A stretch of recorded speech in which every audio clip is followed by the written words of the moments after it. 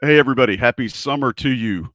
As you're hearing this, we're officially in summer because I'm one of those old timers that considers, as the Farmer's Almanac does, once you get past Memorial Day, it's officially summertime. So I'm officially calling it summer. So this will be your first summer edition of the Coast to Coast podcast. We've got a special show for you. We are brought to you, of course, by Johnny T-Shirt and by Congruity. I'm your host, Joey Powell. Sherrell McMillan is with me. Sean Moran is on assignment this evening, but we have brought in the director of scouting for 24/7 Sports, and he's also a college basketball insider for CBS Sports. You know him, you love him. Adam Finkelstein's with us. Adam, how you doing, man? I'm doing great. Thanks for having me. Yeah, well, so we got a lot of stuff to talk about here tonight on the show. Obviously, North Carolina has been in and out of the transfer portal. Our subscribers have been all over it and just wanting to know who's coming, who's going. And Adam's been all over that for his gig full time. So we're going to get kind of this national perspective. Sherrell and I said on the last show, we feel like the national guys are a little higher on North Carolina's roster for next year than maybe North Carolina fans. And I know IC subscribers may disagree with that, but we're going to dig in first. So first things first, Adam, the most recent addition from North Carolina was Ven-Allen Lubin. Yep. He's listed as 6'8". I think we all can agree that might be a little bit of a stretch. But he played kind of a small ball five at Vanderbilt, transferring in. I want to ask you, what's the first thing you see about his game as it stands, independent from anything North Carolina wants to do? What do you see when you watch him? I see a potential mismatch problem. I mean, in full disclosure, he was someone that I saw and evaluated in high school, probably more so than I have in the last 2 years, certainly live. And that was really the thing from high school, is that this was a broadly built guy, broad shoulders, presumably long arms, who could mismatch you because he could face up and put on the floor and do different things. And I think, since especially last year, when he got to Vanderbilt, he started to add a little bit of a post game and has a little sneaky bounce in there too. At Notre Dame, that his first school, I think Mike Bray was a really interesting head coach for him because he let those five men face the basket. And again, this was someone who was interesting because of his ability to kind of face up against less mobile bigs and play make a little bit, or certainly play out of DHOs and stuff like that. So, and then you take him to Vanderbilt and he had to get a little more nasty to his game under Jerry Stackhouse. So I think the consequence of all of that has been, just a really multi-dimensional player who's continued to get better throughout the course of the last 2 years, can beat you in a variety of different ways, but is at his best as a small ball five, unless you've got like a rare situation where you can play him with like a stretch five, which I don't know that that's something you'll see next year. But yeah, I do think he tends to be at his best facing the basket because he's really not a shooter. And how would you assess him defensively? So in full disclosure, I asked the Vanderbilt staff that same question because I think a lot of times I find it very difficult to scout these guys defensively, and I think a lot of times it's difficult because like we don't know what the scheme is, you know what I mean? Like you think you do, but lots of times the executing the game plan is vastly different than what comes through on TV or even in person. So but I'll say this, that and I'm not even saying this because it's a North Carolina podcast, but Jerry Stackhouse's reputation on that end of the floor is very strong, and it's long before he got to the college ranks. I remember talking to people when he was coaching in the G League about what a disciplinarian he was on that end of the floor. So I would venture to guess that this guy, Ven-Allen Lubin, got extreme growth on that end last year because there was a newfound accountability that should really benefit North Carolina next year, because he's been well schooled on that end of the floor. And as I said, I think he's got a broad build. He's got some length. He's not going to be overly switchable, but I think he's going to be able to guard some bigger fives because of that lower center of gravity, long arms, big upper body, and guard most fours as well, but not the guy you're going to want to switch 1 through 5 with. And that kind of led to my next question is like, in the offseason, Carolina obviously targeted a big. They wanted, traditional 6'10", 6'11", 7-foot guy. And once they kind of struck out on a few of those, they moved on in a different direction.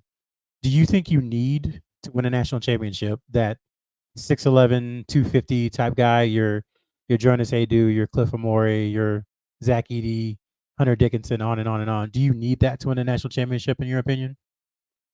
That's a really good question. I think that you have to have, well, let's just take recent history. Obviously you've got UConn, who's had twin towers, so to speak. I know that's a cliche, but they've had a two center tandem in each of the last 2 years. This year it was Donovan Clingan and Samson Johnson. The year before it was Adamo Sanogo and Donovan Clingan. I thought what was interesting about both of those teams is they had versatility in the way they could guard you. So they had rim protectors. Donovan Clingan, someone who's going to be a drop coverage type big, but then they could come at you with Samson Johnson, be more of like an athletic rim runner. So I do think you need to have some rim protection. You can try and get creative with it. I don't think you need to have a guy you can throw it to on the post. In fact, I would argue that Klingan's low post game was vastly overrated this year, and that what they did a really good job of, and you guys saw it, when in the Garden where Carolina played UConn in December, Clingan was not himself, was not particularly good that day. But so I don't know that you need a low post guy that you can throw it into and say, go to work. But I do think you need some rim protection. You need to be able to finish possessions in the defensive end. So whether or not they can do that with this lineup, I think remains to be seen. But Lubin is someone who I do think is going to be able to rebound if he really commits to it. I'd say that's like the untapped upside of his game, is like, can this guy really become a dominant rebounder? I'm interested to see that. So I guess, and this is a little bit of a nebulous question, Adam, but because you're such a versatile guy, I'm going to throw this at you anyway. How do you think Lubin fits with North Carolina's, what's going to be a predominantly backcourt driven team next year? Again, we don't know who's going to get all the minutes, but you're returning the ACC Player of the Year and first team All-American in R.J. Davis. Elliot Cadeau is obviously going to be your starting point guard, and Seth Trimble is going to be back. But I would ask you, how do you think he plays with that sort of a cemented and talented backcourt? So the short answer is I'm not really sure, because I think what you have to see is a little bit of a pivot in terms of how North Carolina plays, right? Because he's not Armando Bacot. Like you can't play exactly like that. And as I said, if you're playing him at the 5, I think part of his value is being able to create mismatches. You put him in short roll situations because he can make catches, he can put the ball on the floor, he can make decisions, he can pass the ball. You put him in dribble handoff action. So that kind of yields to more of a modern day half court offense than what we see a lot of college basketball teams run these days, which is kind of this throwback, with a low post center and stuff like that. So I'm not sure how much of that we're going to see, but I do think there's a term that I've used before, like it'll open up the playbook for Hubert Davis. Like I think it'll allow him to run different kind of actions and invert lineups and show potentially a level of creativity in the playbook that was not available to him with last year's personnel. So that's what I think is the interesting part, because he's different than Bacot is, and presuming that they don't find some surprise starting center here late, it's going to be a different type of roster construction next year at North Carolina, at least as far as I know. You guys, I'm sure, have a better feeling of that than I do, but I don't expect it to just plug them into those roles and see the same system we saw last year. So if he does start as a small ball 5 at UNC, what do you think is like the best case scenario for him as far as what he contributes? Maybe not points wise, but just what he's able to give them. Like with Harrison Ingram, for example, last year, no one expected him to come in and have 14 games with 10 or more rebounds. It just wasn't what he'd done before. Like what can you see as far as him growing? So again, I think the rebounding is kind of the untapped upside. I think that from a connector standpoint, that could be really important, because, I was at that game. I think it was the Jimmy V Classic, that UConn game in December. And to me, Harrison Ingram looked like at times he was like the glue of this team. There wasn't the RJ, and he shot the ball well in that game. But RJ's your best player. Bacot's, the big, equally big name, but the rest of the guys have to connect things. They're really responsible for the culture, whichever is the buzzword, but just kind of the vibe of the team. You know what I mean? So I think that part is going to be just as important. Again, you guys know more about this than I do, but I was led to believe like Ingram was a really important piece of just like the culture of this group. And so stepping in, I don't want to say stepping into that role, but as the new guy on the block, how does he help to bring what appeared to be like a much better cohesiveness last year. So, what's a good season? He's obviously not going to be the primary offensive option, but I do think I think it's better measured. I'll say this: season for Lubin is better measured by efficiency and by impact on winning than it is individual stats. I think most of our listeners and viewers would probably understand where you're going with that. And I think you're spot on in your assessment of Harrison Ingram and Cormac Ryan last year as well. I know he wasn't mentioned, but those two guys really kind of emphasized and were a perfect scenario for what Hubert Davis likes to talk about as fit, in air quotes. That there's really not a tangible piece around it, but they're locker room guys. They do the extra things and they bring the overall level of the team up. So I see where you're going there with are okay being like ball movers and are okay Yes. with somebody else having the ball in his hand in the big moments. And, like it's okay with being the third or fourth offensive option. I mean, if everybody's trying to be, your number one, it's not conducive to winning. Yeah, those guys were alphas without being ball dominant, and I think that's kind of what you're getting at. So let's move on to North Carolina's second transfer portal edition as we sit here when we're recording this. Cade Tyson, shooter, predominantly 3-4-4-3 from Belmont. A lot of folks, and I don't know where you stand on it, so we'll ask that too. A lot of folks kind of rated him as one of the, if not best shooter, just pure shooter shooters available in the portal, excuse me. So I want to ask you, what's your first impression of seeing Cade Tyson as he's coming from Belmont and moving up in competition, at least, to the ACC next year? Well, I thought one of the things that was glaring, the most glaring thing was just the analytics on him. I mean, as I look down here, like 60% on unguarded jumpers per synergy, that's 99th percentile. So right off the bat, you have someone who's going to excel at spacing the floor and creating room for other people to make plays. He's going to have to be guarded whether he's on one or not. You know what I mean? If he's made 3 or 4 threes in a row, that's one thing, but guess what? The defense isn't helping off him either way. He's going to be a heck of a decoy either way. So it kind of goes back to what we were talking about before. It's like he doesn't necessarily have to be the guy to have a huge role within this offense because of the amount of gravity he has. That's become a popular term as of late, just meaning how close the defenders have to stay to you. And they really are going to have to stick to this kid.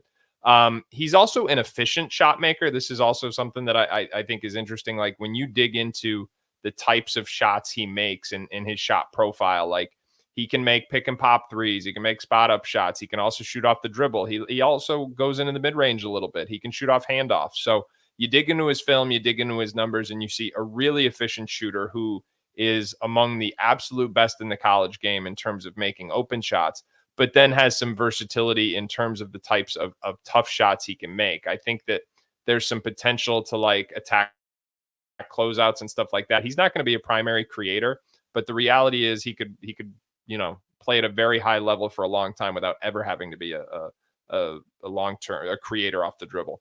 One of the things that I think is interesting is typically there is an inverse relationship between shooting and length, especially when the younger you are, the more true that statement is. Meaning like the guys who have longer arms usually aren't great shooters. And I have not seen verifiable, shall we say, measurements on Tyson. But when I look at him, he looks long to me.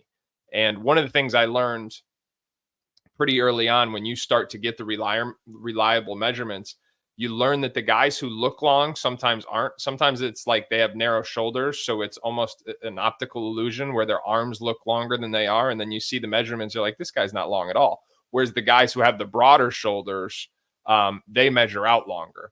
And so he looks long to me, and that is rare to have somebody who has length and has shooting splits at this age. So that's really a unique overlap on the Venn diagram, if you will, which I think is maybe the most intriguing part about him. So I think everybody knows that going from Belmont in that conference to the ACC is going to be harder. But like, sure, can you explain to us from a scouting perspective of why that is, what makes it tougher, and why it's going to be a little more difficult to shoot 46 and something % from 3? Yeah, the size, the pace, the physicality, like all that. Now on it all ticks up. I mean, it's the game's going to be faster. There's less space on the floor because the bodies are bigger. The level of contact on each play becomes more. Thus, the fouls. You have to play through that much more because there's like a however you want to say it, there's like a certain minimum amount of contact which is acceptable to the officials. And when it's just generally higher on every play, it becomes higher. What is allowed by the officials becomes higher. So I think all that is going to be an adjustment. But what could be different is the fact that, his overall usage at Belmont, he's going to be a guy, certainly if he went back, he would have been the extreme focal point. In North Carolina, I'm not sure that's going to be the case. As I said earlier, this guy could be your fourth option and could be a phenomenal fourth option because of the gravity he has off the ball, because of the attention that opposing defenses are going to have. It's one thing spacing the floor, but you put him in any type of screening action, whether he's coming off a stagger, he's coming off a back screen, and you've got not only his man who's got to account for him, but the screener's man who has to help on him too. And that just creates all kinds of opportunities to slip screens, to create cutters, to not be able to hedge on ball screens, not be able to show on ball screens, and all that stuff that Hubert Davis gets to play with.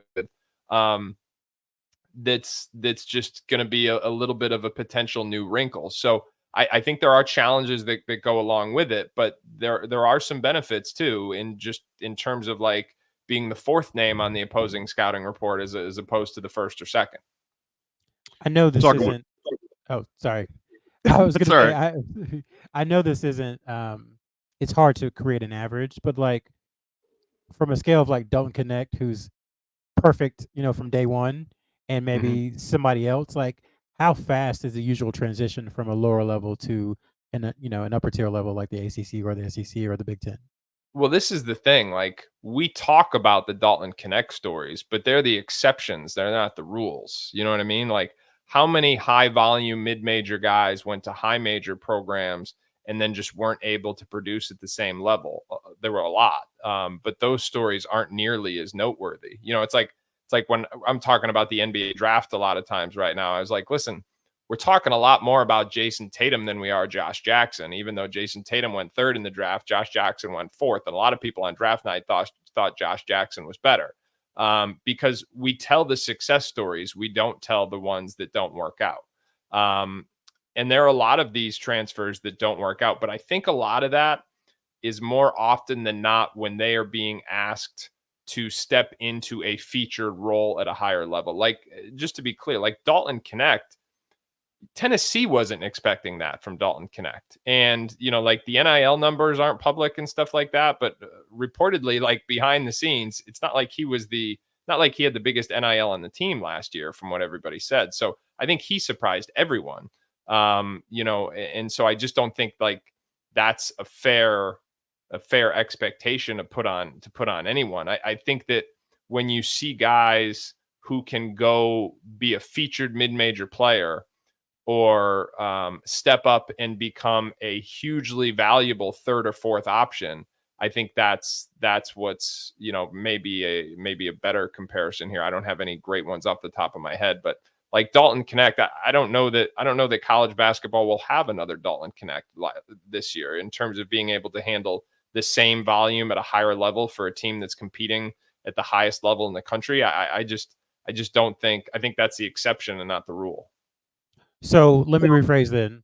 If he's the exception, what's like the average, in your opinion, amount of time for someone like a Cade Tyson coming into a non-featured role, not kind of becoming the guy at a higher level? Is it 15 games? Is it 20 games? Like how long does it take for them to feel comfortable? I think he could step in pretty quickly. I think a lot of that has to do with summer session, the level of play they're getting over the summer, what he's doing.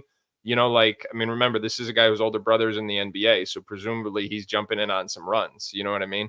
So I think it's player specific, but I don't.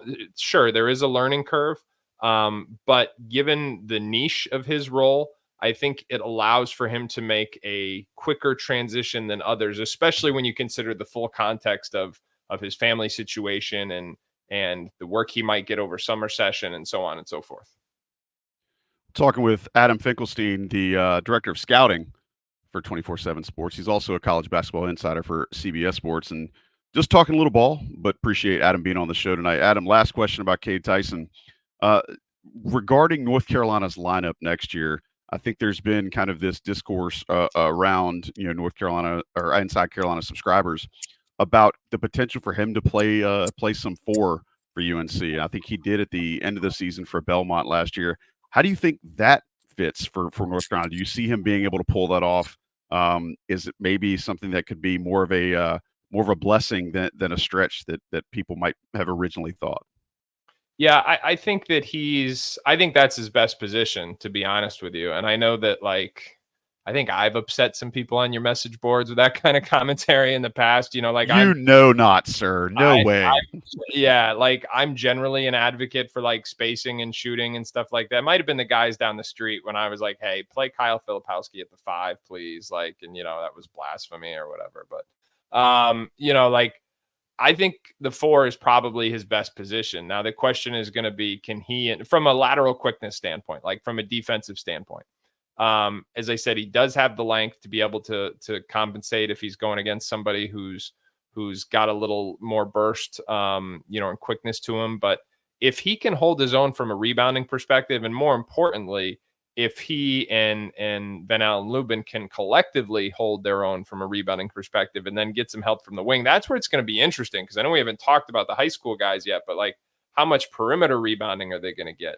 I think Seth Trimble's a guy who could help in that, but that's where you miss Baycott. And I think rebounding is going to be the key to what position he plays. But I think defensively, he's going to have an easier time at the 4 than he is in the 3. And I recognize that's probably not an overly popular take among the North Carolina faithful, but just like, his film is not overly convincing in terms of like lateral quickness and stuff like that.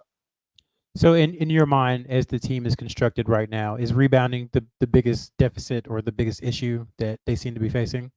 I wouldn't pretend to know them to the same level of detail as you guys do, but just as like we're talking this out, like it's something that like seems to stick out because you're small. If you're small in the 4 and the 5, and then maybe you can compensate with bigger guards, but no, you got RJ and you got Elliott, and like those guys aren't particularly big. And then which of the freshmen are you going to give some minutes at the 3? Like, you're going to play 3 guards. I mean, this could be the smallest team, North Carolina team we've seen under Hubert Davis. It could mean a new type of offensive system. Maybe they play with a ton of pace. I could see that. I'm interested to see. I guess the answer is, like, to me, this is one of the more interesting teams to start the season next year, because they're going to have to be a little bit different than the North Carolina teams we've seen the last couple of years. I think that's your mouth to Hubert Davis's ears, right? Like, I think that rebounding, obviously, will be an emphasis, depending on a couple of other things. But yeah, it's going to be fun to see how they tackle their relative lack of size. Something I don't think has a lack of size is the size of inventory that Johnny T-Shirt has on Franklin Street, because they absolutely have everything you could potentially want and or need as a North Carolina fan. I have said on this show 1,000 times, if I've said it once, if they don't have it, you don't need it. Johnny T-Shirt, big supporters of Inside Carolina. We love them. Alumni owned, operated, locally owned, operated. Just great people there, right there on East Franklin Street in Chapel Hill. Or hit them up online. As we start getting closer to Father's Day, you can take care of the father in your life. Make sure you hit up Johnny T-Shirt. Inside Carolina premium subscribers know you get that extra 10% discount off the top of their already amazing prices, combined with their great selection. You can't go wrong at Johnny T-Shirt. We appreciate their support of this year's show. Let's take a pause. We're going to let the national guys drop some of their advertisements in here really quickly. We will be right back with Adam Finkelstein here on the Coast to Coast podcast from InsideCarolina.com. Appreciate y'all sticking around. I'm Joey Powell for the Coast to Coast. Sherrell McMillan is here with me. Sean Moran on assignment. I would tell you what he's doing tonight, but then I'd have to kill you. But we have, for a national perspective on North Carolina's doings in the transfer portal, Adam Finkelstein, director of scouting, for 27 Sports, and a college basketball insider for CBS Sports. So we've talked about the transfer portal a little bit. Now let's look at the other thing that that Adams really got a great handle on. That's North Carolina's incoming freshman class. We're specifically going to talk about Drake Powell, Ian Jackson, and James Brown. First things first, Adam. I think we talked to you last year when Drake Powell was kind of making his move, and was having the jump that he was having, and surprising everybody. Not just us, but people in your world and other coaches and people that follow ball. So first things first, is Drake Powell going to be an instant contributor to North Carolina? Let me answer this question with a little bit of context. And that's so we've got 5 people on our national basketball team. And I think when we're doing our job well, we've got disagreements, because if all 5 people are saying the same thing, then, I'm like, oh shoot, are we just, are we subscribing to groupthink here? So suffice it to say, we are not subscribing to groupthink on Drake Powell, because there's still a pretty wide range of opinions on him. And all the credit to Travis Branham, who was the first one to really, really see the upside in him and really advocate for his rise. And this was midway through his junior year, and still acknowledge hey, this guy, even you watch him in EYBL, he's not a primary guy necessarily, but what he does could potentially translate up to levels. So, he was one of the players that we get to the McDonald's All-American game, and I'm watching closely, because I'm just not sure, to answer your question. I think can he make an impact? Yes, I think he can, but I think I would be surprised if he's I know he's the 11th ranked prospect in the country, but I'm not sure he's one and done. In fact, if I had to bet, I'd say he's probably a multi-year guy. And I think year 2, is probably going to be a lot better than year 1. He's going to require a little more patience than most top 15 5-star caliber guys, but the long-term upside is very, very high. And I think there's the potential for him to help North Carolina for certainly more than one season. It's funny you mentioned the potential for him as a top 15 recruit. When you guys are, and this is more of a ranking question, but when you guys are doing that, how much of it is what he can do as a freshman or sophomore in college versus what he can do maybe 4 or 5 years down in the NBA? Because I think we all agree, he has the makings of a great prospect, but he still has some work to do to get to his ultimate destination. So I guess, how do you guys weigh that when you're working on rankings? So the short answer is, the higher up you are in the class, the more important that long-term upside is. The more nuanced answer is, basically you have 3 variables that we're trying to synthesize down into one list. How good have you been through your high school career? What do we think you're going to be right away as a college freshman? And then most importantly, what's your long-term upside? Now, when you get past the top of the class, the long-term upside, it kind of it's not as glaring. So the long-term upside is while it is the biggest of those 3 factors, it is more important at the top of the class. But again, that's an imperfect system. I tell people all the time, from the guy who does the rankings, hand in the air acknowledgement, it's an imperfect system. I would much rather have a nuanced 30-minute conversation with you about the markers that could go into Drake Powell making it, and the markers that could go into him not, the floor, so to speak. But the consumers aren't really as interested in that as they are just a quick list where they can go down and do it like that. So, but Drake Powell is one of those guys. He's got a wider range of potential outcomes. He is not as far along right now as some of the other guys in the top 15.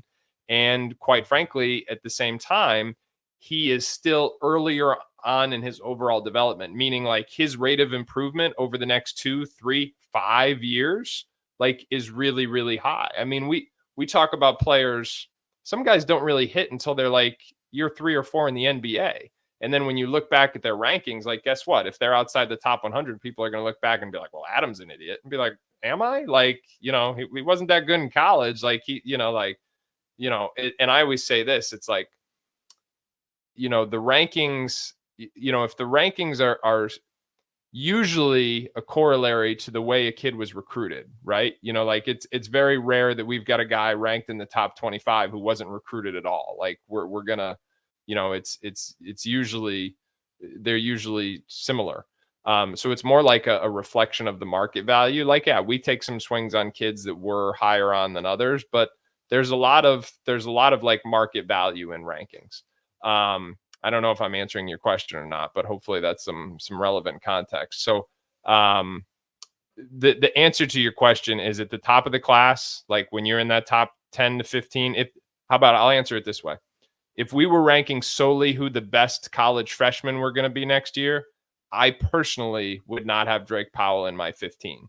But when we're talking about who's got the chance to be the best players, when we look back on this class 10 or 15 years from now, that's where you're much more optimistic about where he should be relative to some of the other guys atop the class.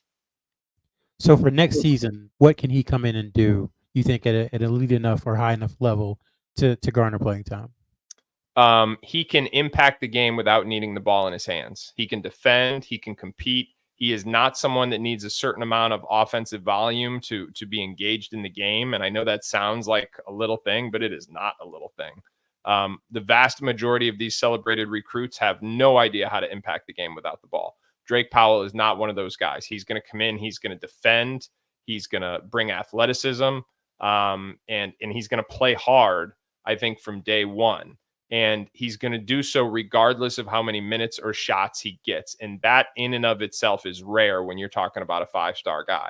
Now, the extent to which his body develops, the extent to which he can make open spot up shots, I mean, that's really something.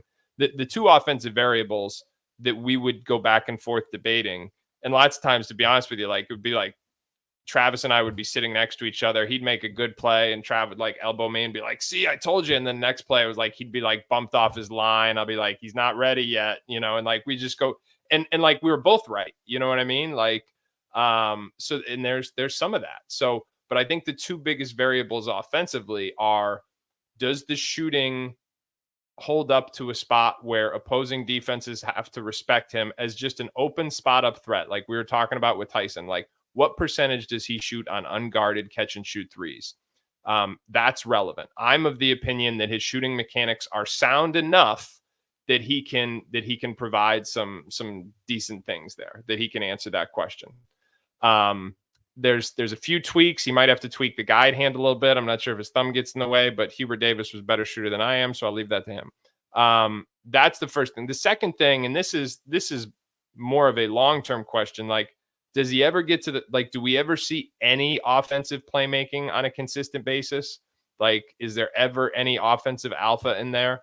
I'm not sure. I think that this guy could still, like, even if there's not, you still have a prototype who could theoretically be an athletic, big 3-and-D wing. And as we know, like, that projects long-term. Does he have any playmaking in there? Is he a guy who can go get you a bucket when needed? I don't think he's that right now. Whether or not he can gradually grow into that down the road is going to be a big part of like where the eval goes in the coming years. So let's move on from Drake Powell and see what do you think about James Brown? We had him on the show here right after he committed, and we were really impressed with just the kid, right? Like just the person in the uniform. He obviously went and played a higher level of competition last year, and comes into North Carolina with very little discussion around him. I know he wasn't as highly ranked as some other players, but just give us your view of James Brown and what he might look like as a collegiate freshman. So I think he's someone that has a college-ready body in a lot of ways, can come in and bang. Down low. And again, that's not necessarily something that's going to show up in the stat sheet or get a ton of attention, but it's valuable, especially given the roster construction that we're talking about right now. So he's physical. He's used to having to play a role because of some of the decisions he's made and playing on really good teams. So he understands, like, hey, I'm going to have to impact this game by setting a good screen or by rim running or by going to the glass or doing those things. And it's going to be less about like, play through me on the post. So I think he's already made that adjustment. But this is someone that I project, quite honestly, to be a role player. I don't think he's going to be an offensive focal point. I do think like he could be a solid, reliable, important role player, but a role player nonetheless. When it comes to it, this is another kind of philosophical rankings question, but like you talked about markers. How do you, I guess people wouldn't be ranked lower if they had markers, but when you go back and find someone who was, 154th in the rankings and they end up playing a vital role for a team in college, or they become an all-conference player, do you go back and say, what was it that we missed, or Oh yeah, was there a marker? How do you assess that? Because I think with Brown, totally. he started off as someone of repute, of a top 30 nationally type guy with Duke offers and Carolina offers, and his high school career just hasn't gone the way he wanted. But like, are those markers that y'all saw when he was top 30 still there? And if so, like, how does he get that back, I guess is the question. So pull back the curtain here on our internal process. I do very little of the underclassmen ranking by design.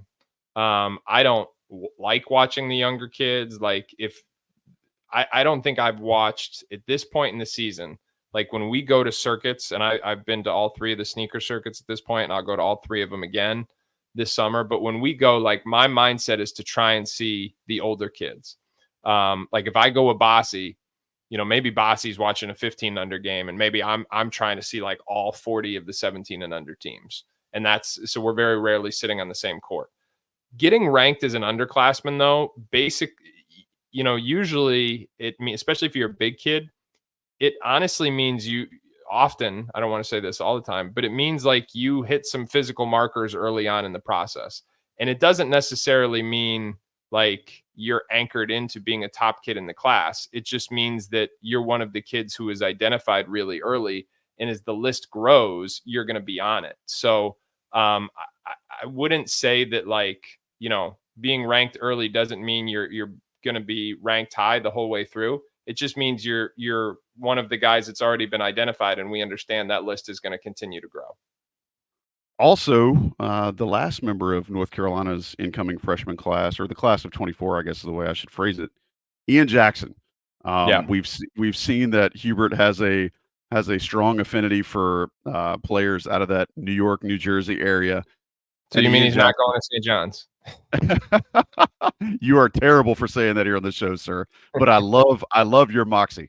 Just tell us straight up, what is North Carolina getting in Ian Jackson as a guy who's seen him on the circuit for quite a while? Man, he's an alpha. Like this guy is just like, so James Brown is interesting because he's the guy who presented himself at a real early age because he was bigger and stronger than bigs at an early age. Ian Jackson had some of that too, to be honest with you, like at the guard spot, but he kept getting better. And usually getting identified at an early age is a precursor to seeing your ranking fall, because inevitably other guys are going to emerge. Ian Jackson was like this alpha attacker at an early age. He could really defend. He could really drive it. So like he's a staple for USA basketball early on, and he's got this just bulldog attacking mentality. But he wasn't particularly skilled. Now, I'm in Connecticut, he's in New York, so I got to see him play more than I would most, so I probably saw him play like, 7 or 8 times as a sophomore, 7 or 8 times as a junior.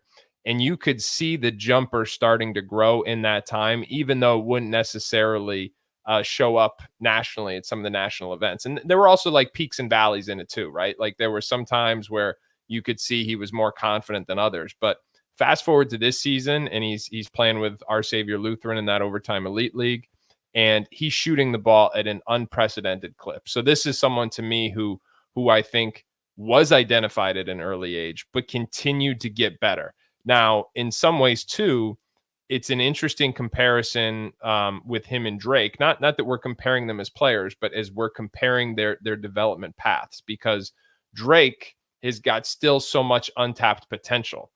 Ian is farther along in his process. Like, Ian should be better suited to make an impact right away next season. But Drake has more untapped upside. You know what I mean? So, like, if you told me Ian was notably better next season, I wouldn't be at all surprised. If you told me 10 years from now, Drake is a much better pro, I wouldn't be that surprised. I don't know if that kind of summarizes. It's probably overtly simplistic, but Ian just has that alpha mentality, competes and produces and impacts the game on both ends of the floor. And to his credit, he keeps getting better. But it's the overall guard skills for him that need to keep coming. One thing I noticed, and this is me editorializing a little bit, and just in talking with him the last 3 or 4 months, he seems like a much mature player. I think OTE really helped with that. I think maybe there were question marks about buy-in and motor and some of those intangibles in the past, but it seems like those have mostly been erased from my vantage point at least. So I wanted to ask about those things. Have you seen that? And then two, his fit with potentially Elliot Cadeau and RJ Davis if they were to go to like a three guard lineup. How do you think that would work, and what would be some of its strengths and some of its weaknesses? Yeah, so let me speak to the motor first if I could, because I always thought he was a gamer. And what I mean by that is like when the lights are on, he was going to bring it. And that, it doesn't literally mean only on game night, but in the biggest environments, he was going to bring it. So whether that was USA basketball, whether that was a big, this is a kid who's played on both EYBL and 3SSB. So like whether it was at the Peach Jam or the, 3SSB finals, whatever it was, like when the bigger the setting, the bigger competitive output you were going to get for him. Now, to your point, I think sustaining that level of effort every day was a challenge when he was younger.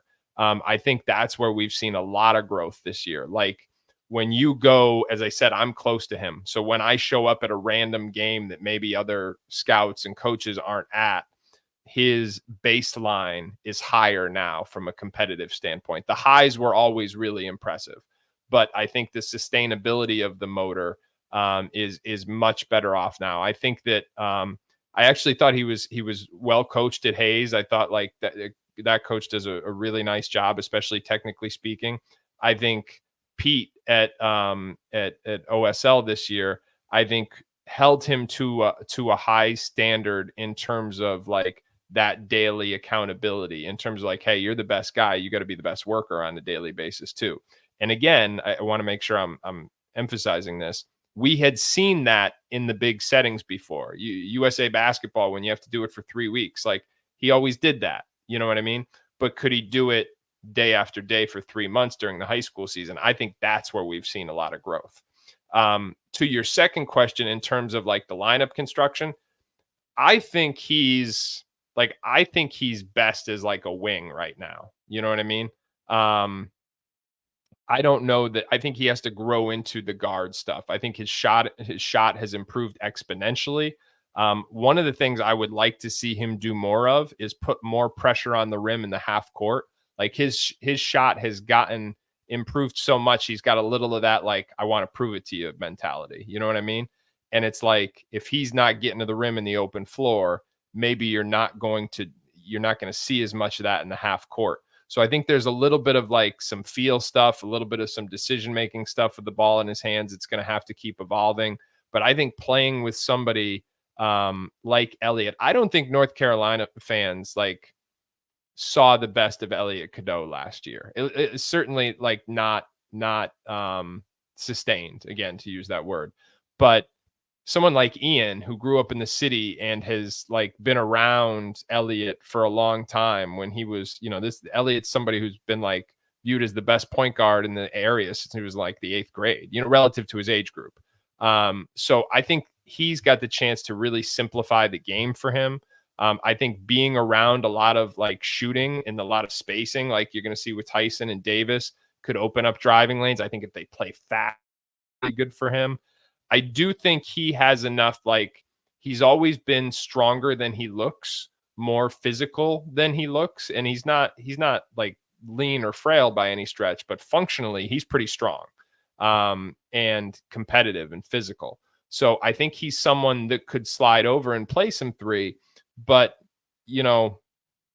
we've had this conversation over and over in this podcast, right? It's like, oh, Ven-Allen Lubin undersized for the 5, Cade Tyson undersized for the 4. You got Ian Jackson undersized for the 3. Like, is RJ off the ball because now he's undersized? So it's like at some point this is just a collective lack of size, and they're going to be giving stuff up. And so I would feel much better about him at the 3 if he had better positional size around him, I guess is the way I would summarize that. But I do think he's capable of playing that position.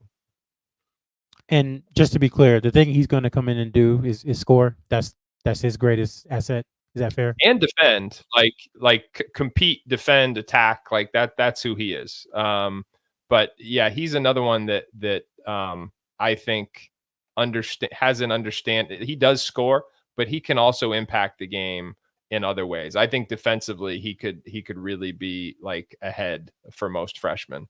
That has been a big part of his identity since he was an underclassman. Especially, I don't want to keep going back to it, but that was, the USA basketball settings were really important for him. He always played really well in USA basketball settings, and he did so because he would, they always tried to play up tempo and always tried to pressure defense and increase the number of possessions in a game, and he was really good in that type of system. So if we see some of that from Carolina next year, I think he could flourish in that as well.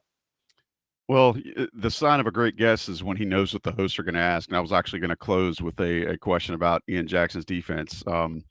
It's one of those things where I think we saw, especially last year, with Cormac Ryan coming in and being a plus defender, where that may not have been his moniker before he got there.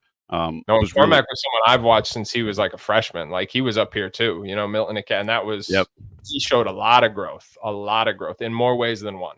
Yeah, I don't think fans could have expected him to be the type of defender he was last year, and it really helped solidify North Carolina's run through the conference season last year. But Adam, we really appreciate it, man. Appreciate you making time for us. Always. Before we get out of here, I got one bit of business I got to do, and I got to mention our friends at Congruity, Congruity HR/Tar Heels. Go check these guys out. We're not going to do a 2 cents presented by Congruity tonight because Sean is not with us. So we do want to make sure we remind folks, if you own or operate a small or medium-sized business, be sure to give Congruity a call. Let them consider how they might be able to help your small or medium-sized business with a lot of your payroll and benefits and a lot of the heavy stuff that takes up your time and energy that keeps you from being the profitable business you want to be. So make sure you check them out. If you go to that website, congruityhr.com/Tar Heels, they will make sure to give you that free assessment of your business, and you will be glad that you did so. We appreciate Congruity sponsoring this show. I appreciate Adam joining in with a national perspective. I know you've been burning up the circuit here lately, Adam, so appreciate you making time for the Coast to Coast here on IC. But for Adam Finkelstein, for Sherrell McMillan, I'm Joey Powell. We will be back very soon on another edition of the Coast to Coast podcast. Shout out to Johnny T-Shirt and to Congruity and to John Siegley for producing. But until next time, when the Coast to Coast rolls around, we will talk to you very, very soon on InsideCarolina.com.